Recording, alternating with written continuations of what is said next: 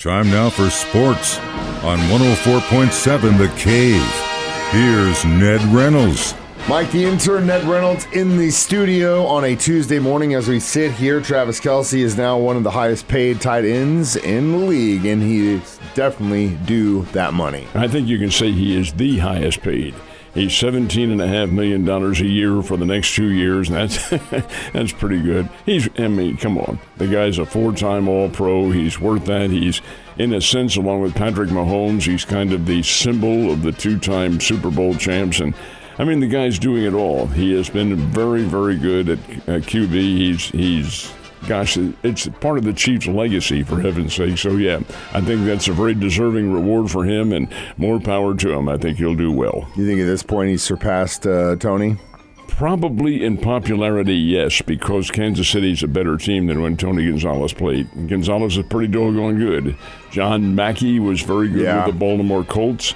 But, again, time has a way of eroding a lot of memories. So, no, I would say he fits probably at the top of the popularity scale. Nothing great lasts forever, and one of the things that kind of jumped out to me yesterday when they were doing the signing is how many times I heard 2 years, 2 years, 2 years, and that makes me think that in his mind, at least right now, he's kind of set the commitment that 2 years left in the league and he's done. Oh, I really think that's the design, and that's why they drafted the kid from TCU, Jared Wiley, who's big. He's 6'6" and about 250, somewhere around there. And this gives him a couple of years to sit there on the bench and maybe follow Kelce around in the practice sessions and learn some of the subtleties that go on in football. Now, this is assuming that Kelce can stay healthy for the next 2 years. He takes a pretty good beating. But over and above that, you assume he's going to. That's the assumption you have to make.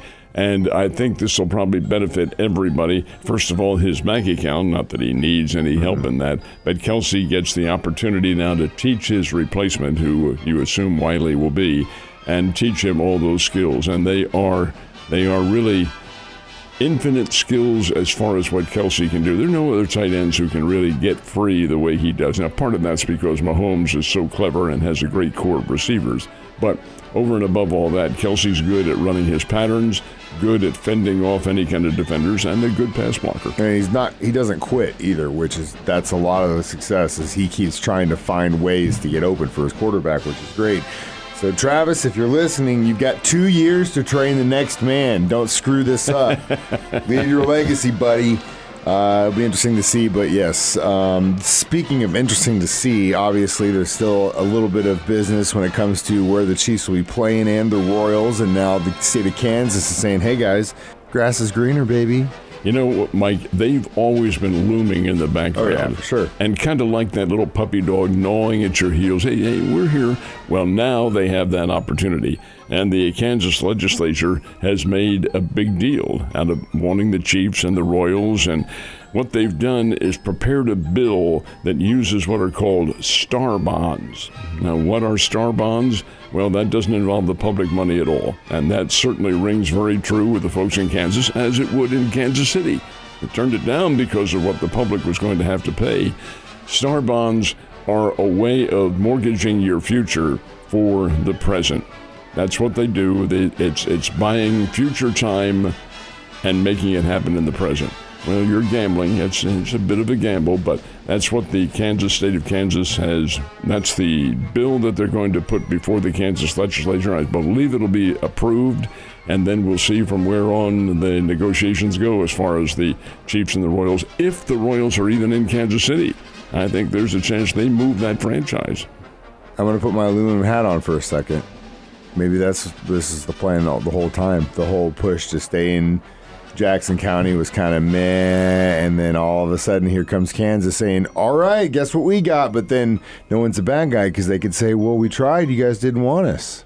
Do you think there's that kind of collaboration? Bro, I wouldn't put it past anyone. So the Big Birds were supposed to be playing a game last night. Unfortunately, got a little bit of rain. They were going to play through this one, though. I think the rain that they got was what we had, so that's extensive, although I'm sure that they didn't get quite as much as we did. But, yeah, called off the game, so that sets up a doubleheader today. And this is a quasi-afternoon night doubleheader. I don't know whether Detroit's going to charge separate admissions. First game is going to start relatively late night in the afternoon, and then the night game will follow it. So it may be a traditional twilight night doubleheader.